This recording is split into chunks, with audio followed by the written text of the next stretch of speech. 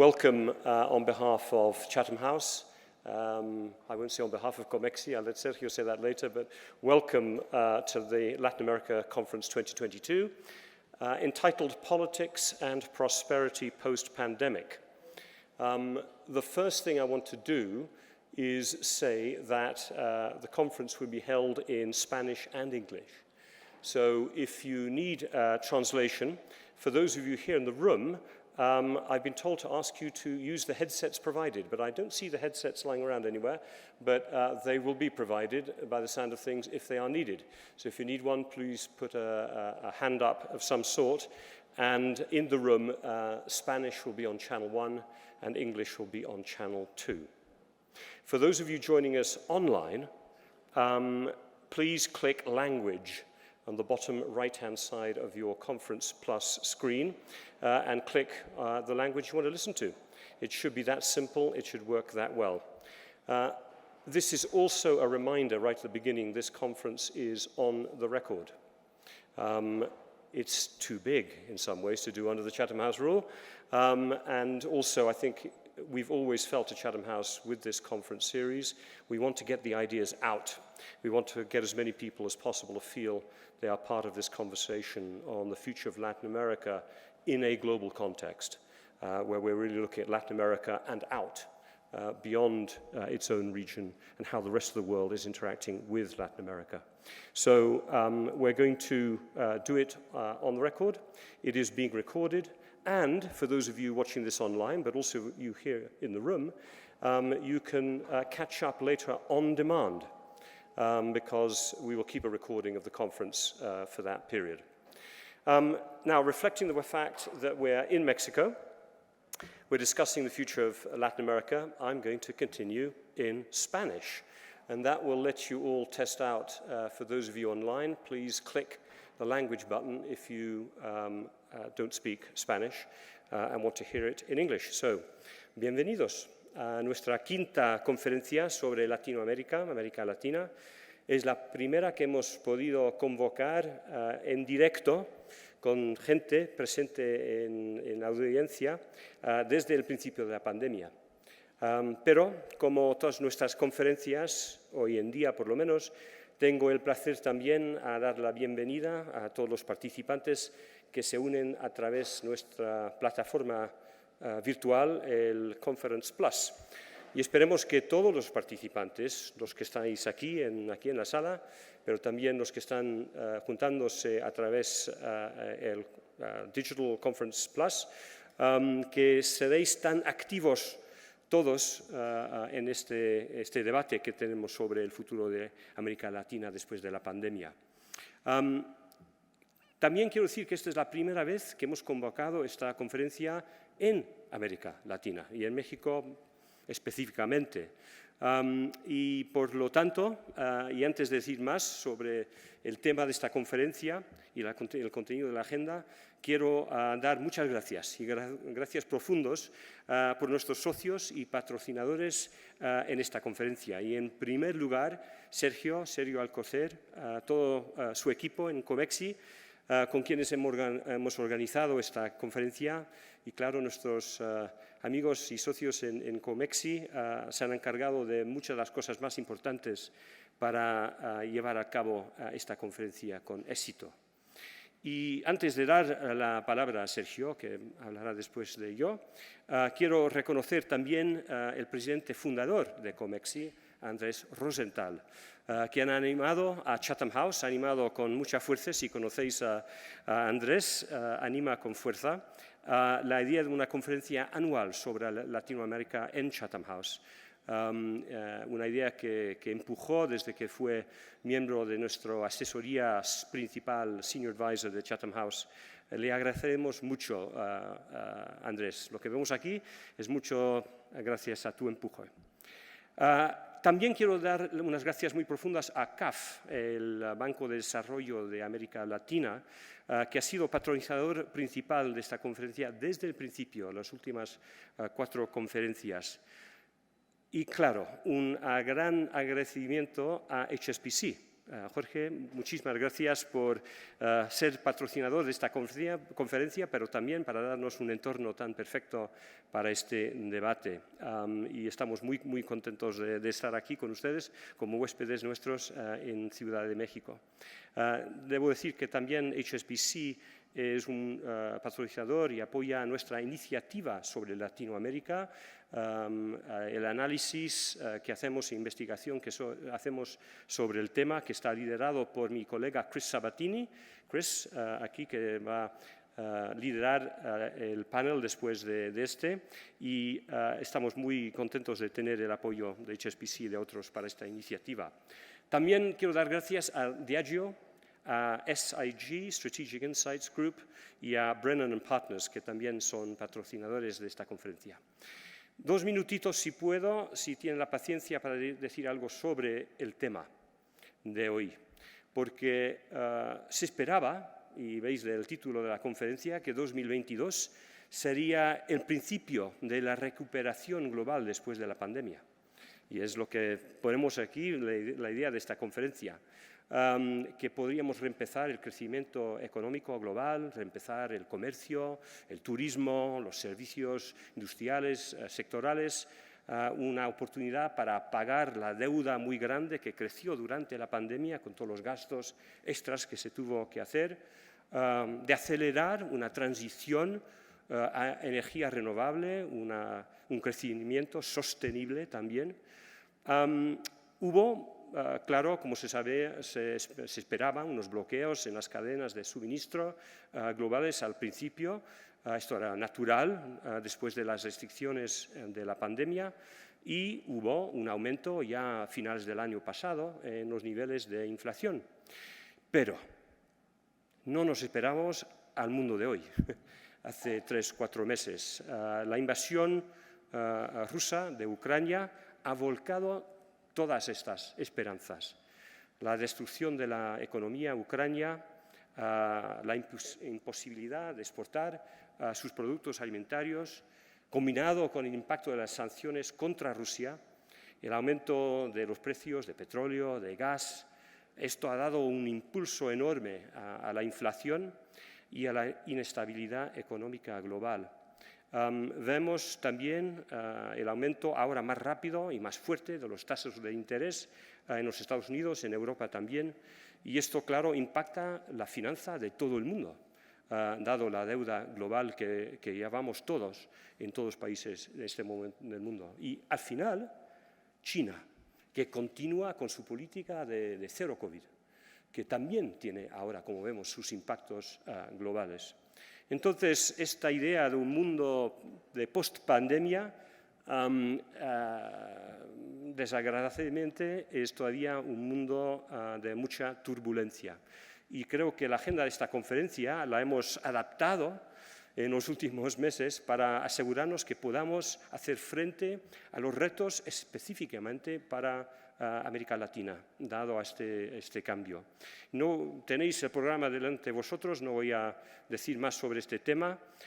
Quiero decir un último gracias, no solamente a vosotros todos por estar con nosotros y participar en esta conferencia virtualmente o en persona, pero también a los ponentes que van a hablar aquí en los paneles que siguen. Muchas gracias por tomar el tiempo. Y claro, últimas gracias otra vez, Sergio, a COMEXI. Paso la palabra a usted. Muchas gracias.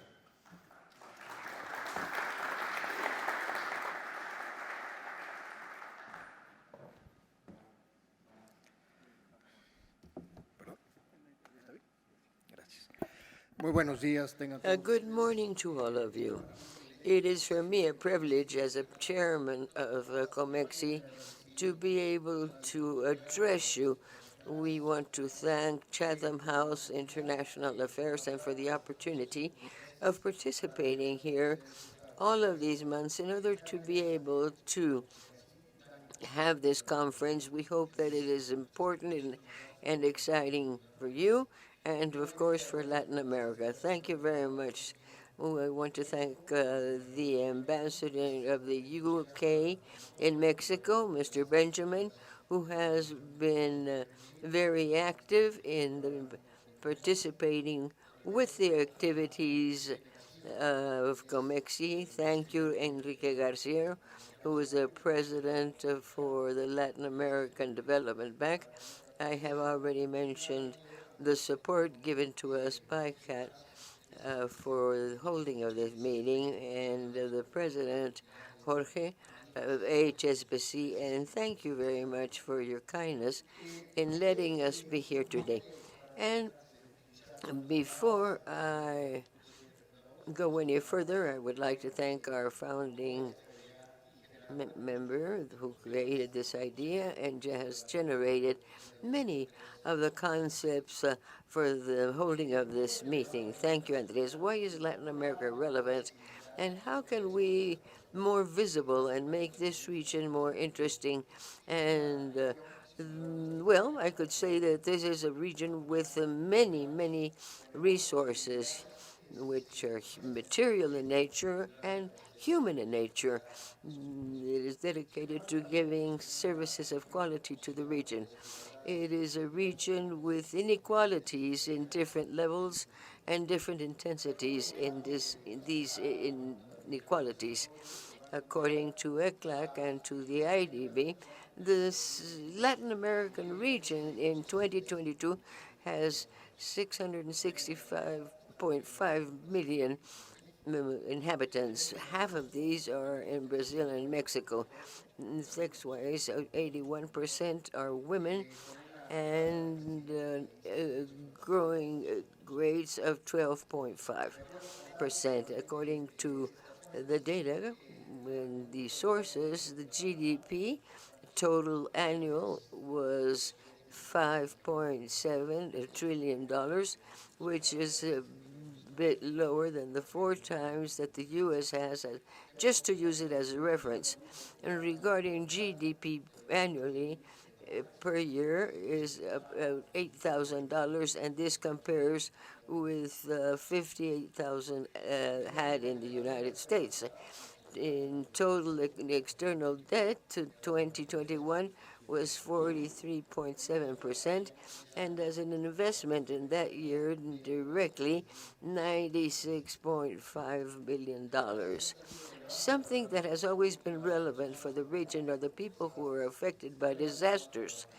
Now, thanks to hurricanes and cyclones, 2.6 million were involved in those tragedies and catastrophes. Extreme poverty reached an increase of 33% and 13.1% of the population, respectively. The region of Latin America is one of the regions that were mostly affected by COVID-19, explaining this through the number of deaths vis-a-vis the size of the population. But I must say that this region is also recovering more quickly than others. From 2020 to 2021, exports of goods increased by 24 to 28%, and also the volume of exports increased by 11%.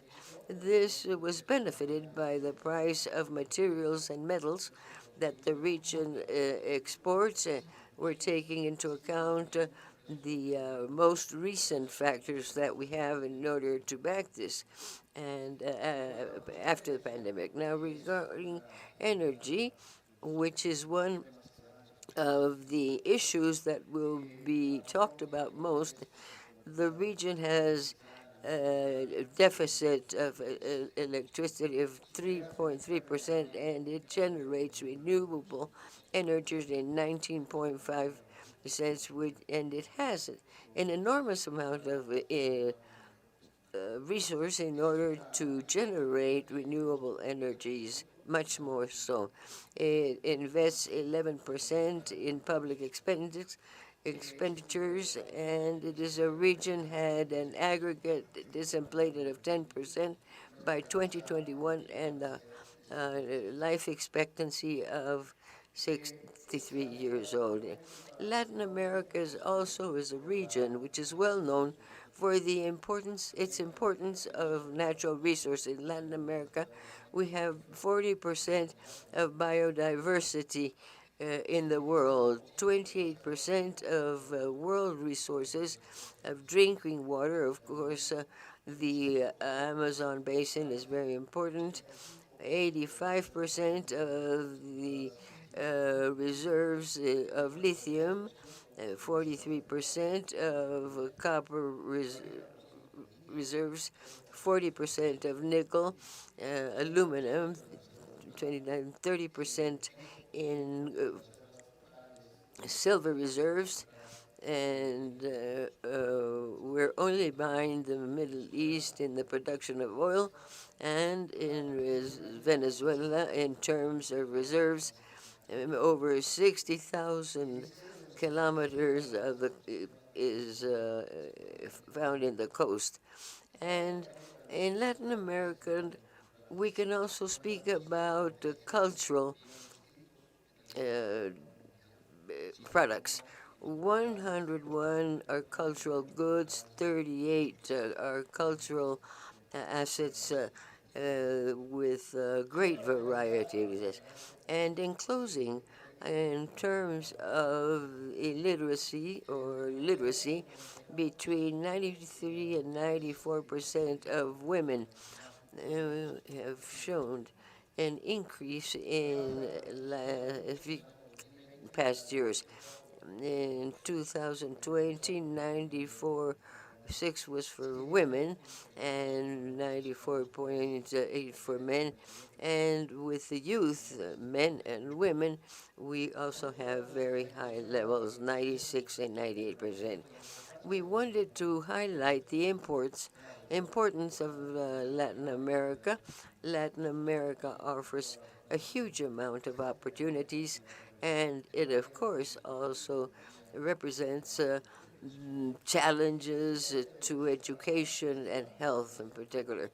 And as Robin has mentioned, and through the experts that have been invited here, we will be discussing those challenges to also see the opportunities in order to improve the well-being of our people.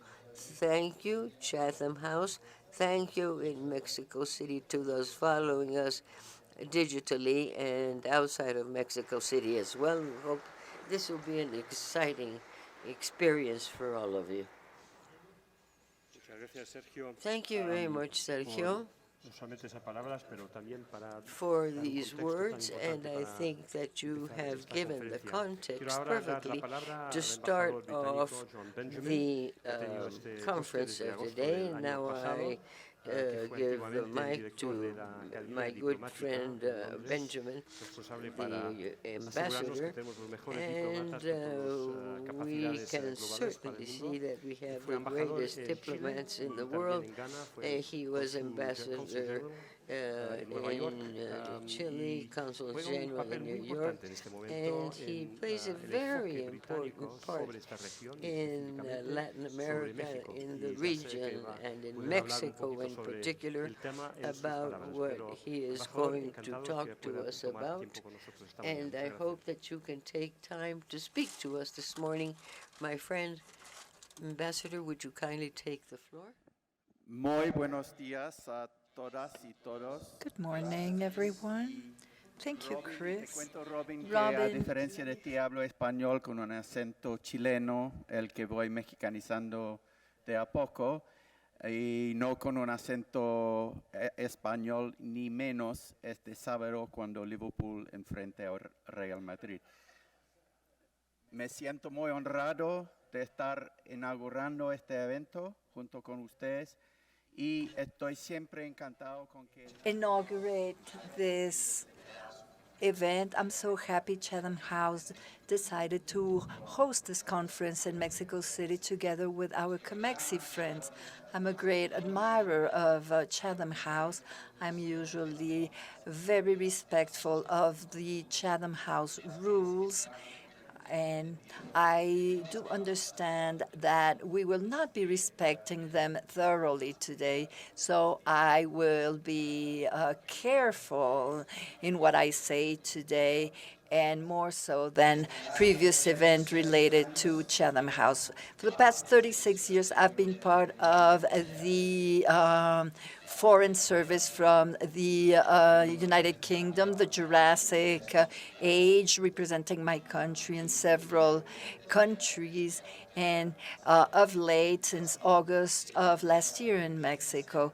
So I will allow myself to raise some comments in regard to the relationship we have with Mexico. And based on my own experience in the first 9 months of my stay here, I'd like to start by saying that the last year we did welcome 2 ministers from the cabinet from the United Kingdom, the Secretary for Foreign Affairs. A few days after assuming the post, Mexico was the first destination as a foreign minister and the chair of the COP process, that the Conference of the Parties for the Environment a couple of weeks ago. These high-level visits come to show the great interest that United Kingdom has in Mexico. However, to be quite honest, there are some challenges to be met to tighten and strengthen our ties with Mexico that are not given the importance they deserve beyond their borders or the foreign policies. However, we work constantly to attain our goals, our common goals, for instance, in regard to climate change issues, or when driving human rights and the respect of the international system based on rules. And precisely in the framework of international law, the government of the United Kingdom is very interested in taking a Latin American position, somehow harsher in regard to the illegal actions Putin has assumed against Ukraine, a sovereign nation. And we seek for Latin American countries, most especially the members of G20 and the United Nations Security Council, to unite and make the Russian more difficult, as if nothing were happening, and make things more difficult for Russia.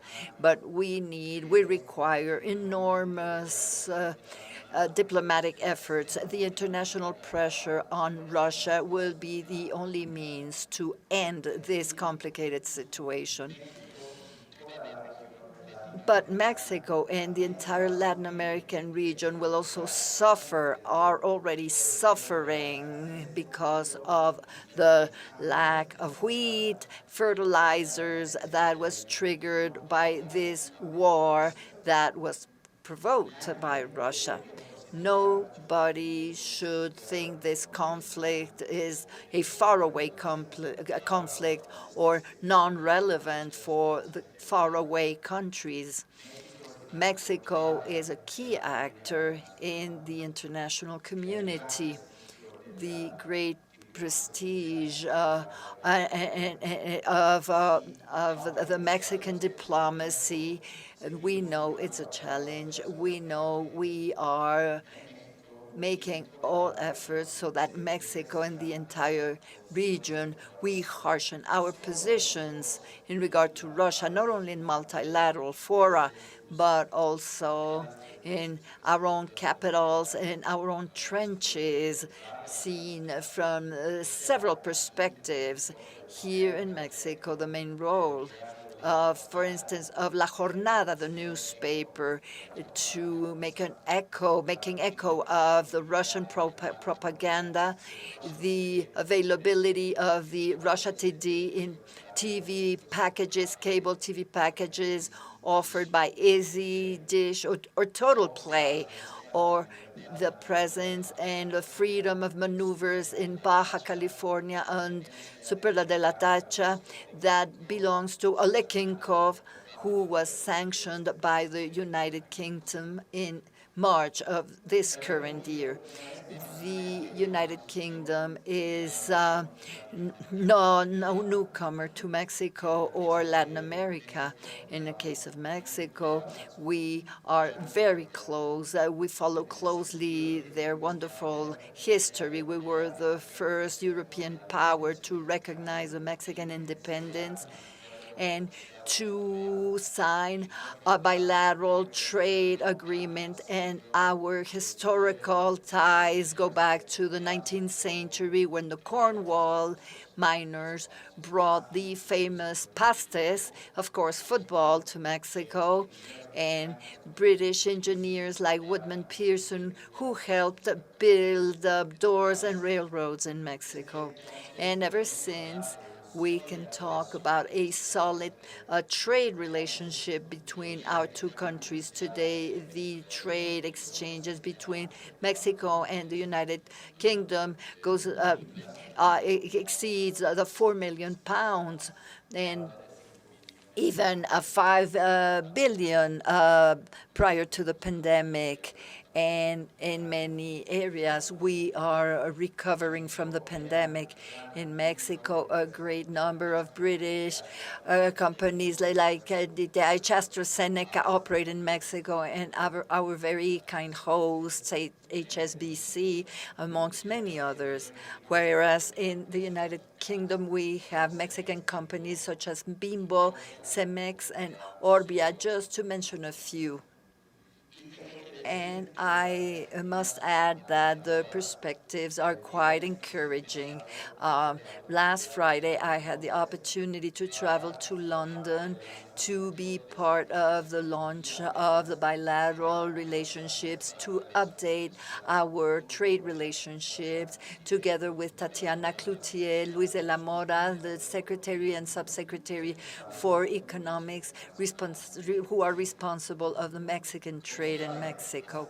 As you may know, 2 years ago, we left the European Union, and the Brexit process has been concluded, definitely concluded, and I do not see any need to keep on bringing this topic up. So as an independent nation from the European Union, we started out the design of our own trade policies as an independent country. Within this process, we have subscribed a continuity agreement with Mexico that led us to start the negotiations for a new free trade agreement for the next year after the entering into force of the continuity agreement that was subscribed, and we did so as of Friday of last week. This new agreement will govern the trade relationships between Mexico and the United Kingdom for many years to come, even decades to come. So it is of our greatest interest to reach an exhaustive agreement that can be adapted to the forthcoming changes. So this is our final pledge to end the negotiations, Mexico, United Kingdom, in a record time period of around 2 years. And in all that, and everything I have mentioned, I did not say that we are currently accessing to the CTPPT or the TPAC, another agreement that is so modern, and Mexico and other Latin American countries are signatories to this agreement. I am certain that through both processes, we will offer the best commercial conditions for the British companies as well as for the Mexican companies. And in conclusion, I'd like to raise a reflection in regard to topics that show the social, cultural, and economic relevance of the United Kingdom and Mexico. The United Kingdom is a fourth country in the to come south to Mexico right after Canada, Canada, United States, and Colombia, and the first in Europe, following the decision of the British government to lift up the restrictions to traveling. Over 100,000 tourists have been registered from the United Kingdom, so this is a difference of 750% compared with last year. That was a dreadful year, because we were still in a pandemic. The British tourism towards Mexico is reprising in giant steps with the economic flow, but we are concerned about many violent incidents that have been registered in the recent months in the region that welcomes the most tourists, that is Cancun and further south. And let's hope the situation will not get worse. In regard to the academic exchange in this scholar sanctuary, there are over 1,500 Mexican students going from BA and a PhD studying in the United Kingdom. Our fellowships have given thousands of fellowships to study in prestigious universities in our country. There's a community of over former fellows from Chile in Mexico that is the largest community in Latin America of Chilean. So I am convinced that there are still many more opportunity areas, a relationship between the United Kingdom and Mexico, but we are advancing towards an well-integrated relationship, going from the commercial activities, political dialogues, and high-level human rights dialogues. On the one hand, we want Mexico to keep on being a partner of the democratic values in the Western world. And on the other hand, we want to disseminate and expand the British culture far and wide in this country, bearing in mind, of course, that Britannica is by far the highest version of the English language worldwide. So do enjoy this conference. It will be an honor to welcome you this afternoon in the brand new facilities of the British Embassy right next door. And I now give the floor to our moderator. Thank you.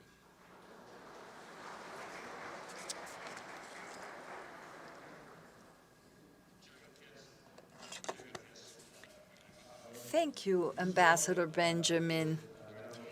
Even for this great offer for announcing the event right after the conference right next door. We do appreciate that. Carlos, would you like to talk more openly? Well, we can have some coffee, and let's see if we can keep on having a conversation over coffee.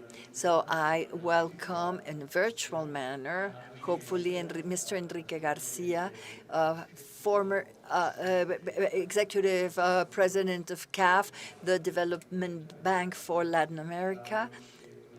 This is a position he held for many years, 25 years. And prior to that, he was a coordination and planning minister and the head for economy and social affairs in Bolivia. And he has worked at the Inter-American IDB, and he has held many positions, has had many tenures as a president of the International Affairs Board for Latin America, but also we have the honor to welcome him here and representing CAF at this conference. Enrique, I hope you're already here with us. Bueno, muchísimas gracias por la presentación. En primer lugar, agradecer a Chatham House, a los buenos auspiciadores de COMEXI y al pueblo mexicano por organizar este evento. Creo que es un momento muy oportuno para poder discutir el entorno en el que América Latina está, cuáles son los desafíos. Y yo voy a tratar de ser lo más objetivo y puedo hablar con más franqueza porque como soy expresidente de CAF, no tengo los riesgos que tiene el embajador británico a decir ciertas cosas.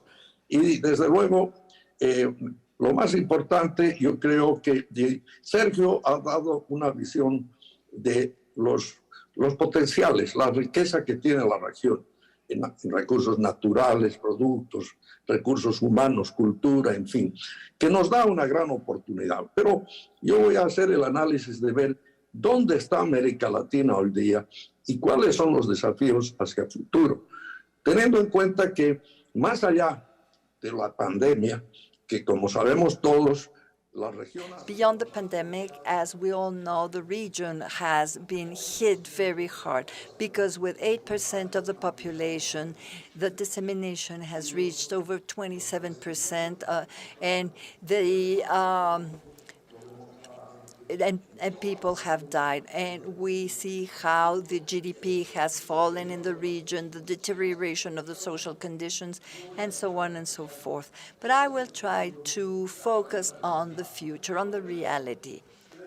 First, the global environment. We need to be aware of the fact that beyond the pandemic, this is a new age starting as of the second decade of this millennium, the fourth industrial revolution, digitalization, and a geopolitical matter, the global tensions, most especially the competition between the United States and China that has raised the difficulties. And for Latin America, this represents a great complexity because these are very important countries for the region, and we need to strike the right balance.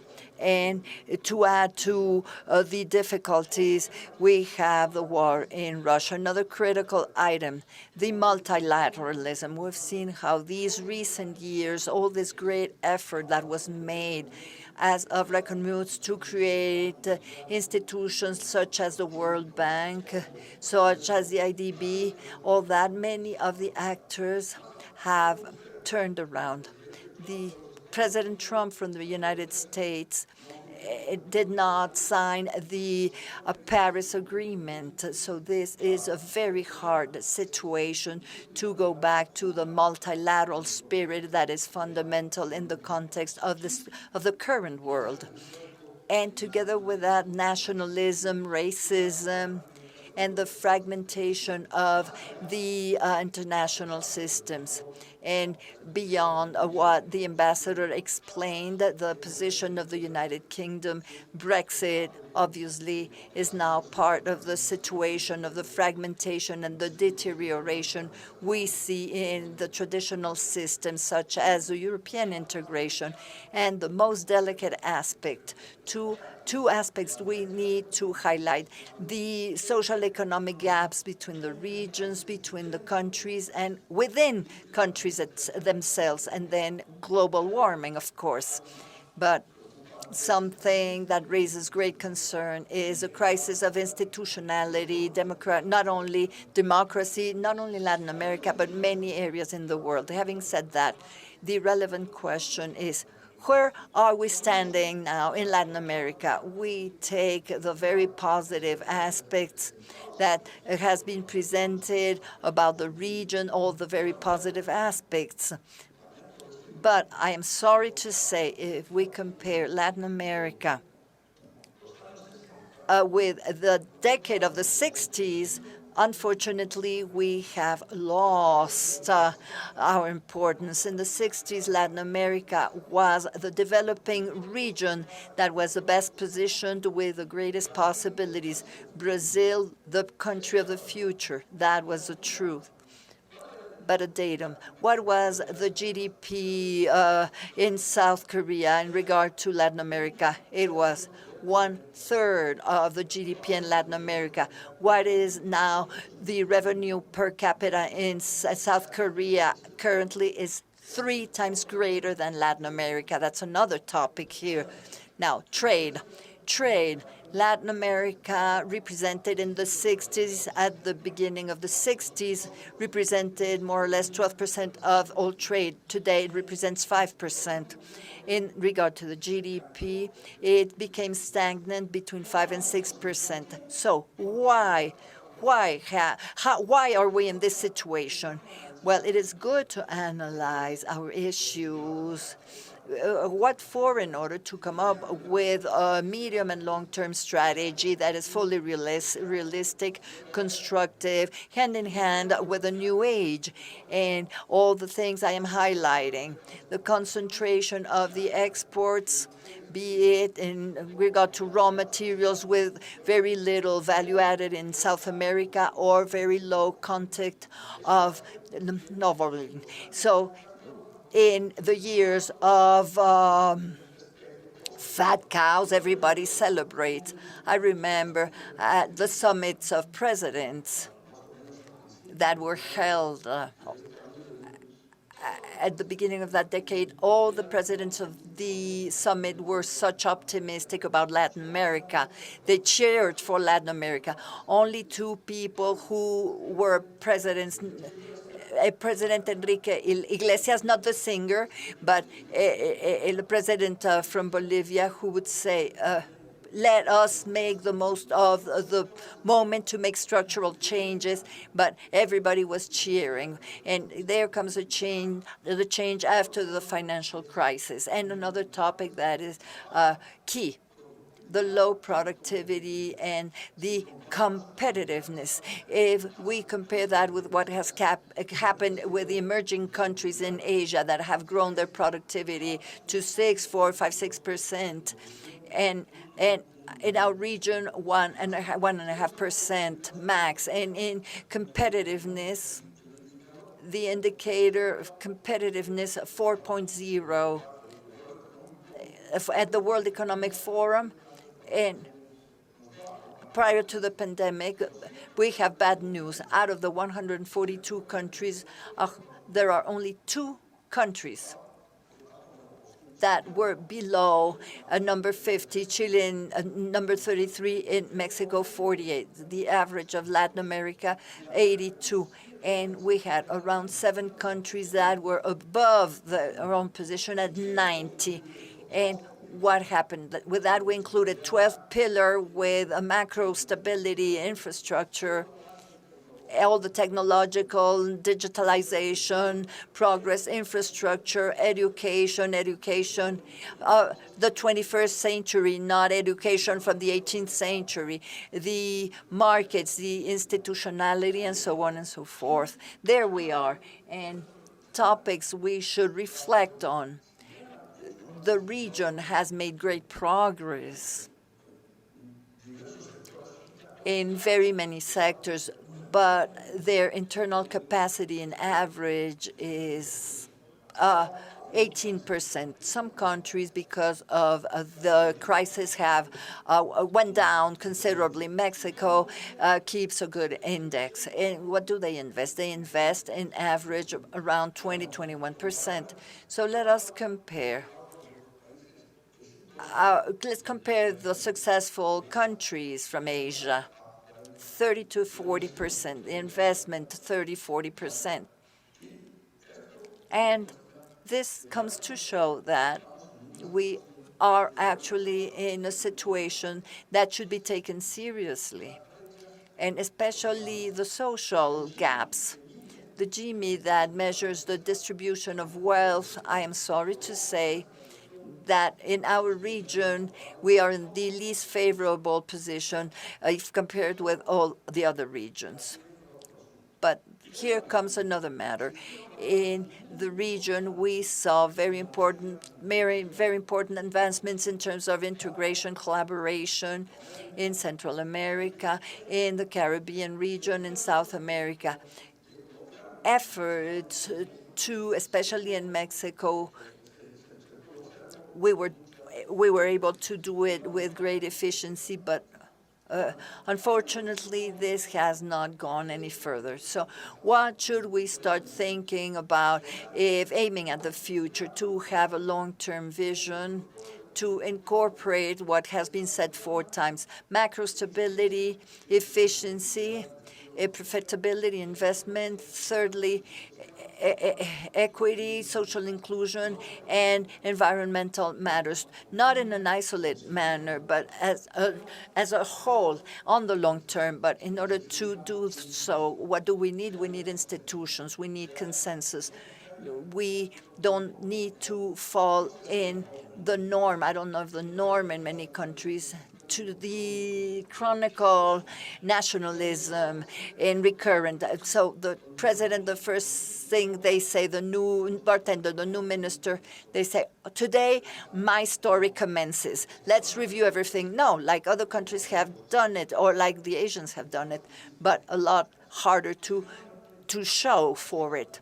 And then the 8th definition of the roles of the private-public sector, because the gap of resources Latin America has require direct foreign investment, access to the money capitals. Last, ethics and values. I think this conference can give you some hard clues for. And the United Kingdom, there's a great opportunity for investments in the entire region, nearshoring, to attain these objectives and goals. And we need realism and normatism. We don't want normatism. We want pragmatism in such a way that we can build everything that will help us go ahead and not stay stagnant. Congratulations for this meeting. United Kingdom has great opportunities to collaborate in this process. We have a great window of opportunity. Thank you. Muchas gracias, Enrique, por haber hablado con Thank you very much, Enrique, for speaking with such passion and telling us about the opportunities that we have within the framework of our discussions. You have explained yourself very clearly about the possibilities. Thank you. Jorge, once again, I want to thank you. Jorge was named as Chief Executive Officer in Mexico, Co-Regional Head, Latin American HSBC. 2022, he's the chairman. I will say some things in English, because if I don't, I might say something wrong. I know that he is an innovator in finance. Not only is he a person who directs financial matters, he the first one to complete an operation of international trade through blockchain. It's branched heavily out to the sphere of green finance, issued the largest ever loan linked to sustainability anywhere in America, syndicated loan system for solar panels, and supported the American Development Bank to place the first social bond with a gender perspective in a multilateral organization in the Mexican market. Entonces, se ve aún con estos detalles el papel que HSBC y Jorge están tomando. Jorge here is taking on a very sustainable and modern economy. So,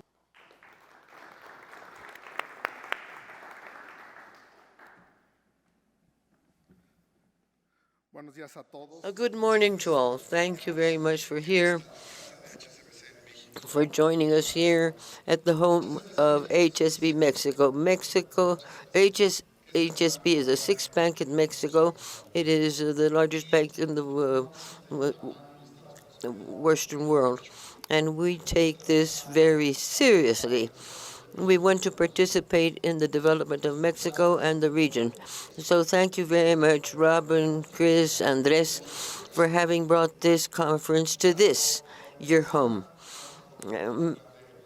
Ambassador is one of the greatest ambassadors in Mexico. It is a pleasure for us to have you here as one of the great ambassadors here in Mexico. And the title of the conference says it all. We are facing enormous challenges. Nonetheless, we are very optimistic in the region and in Mexico. In Mexico, which is the country that is closest to my heart, I want to say that when we think about what happened throughout these 2 years, I can only think of one word: resilience.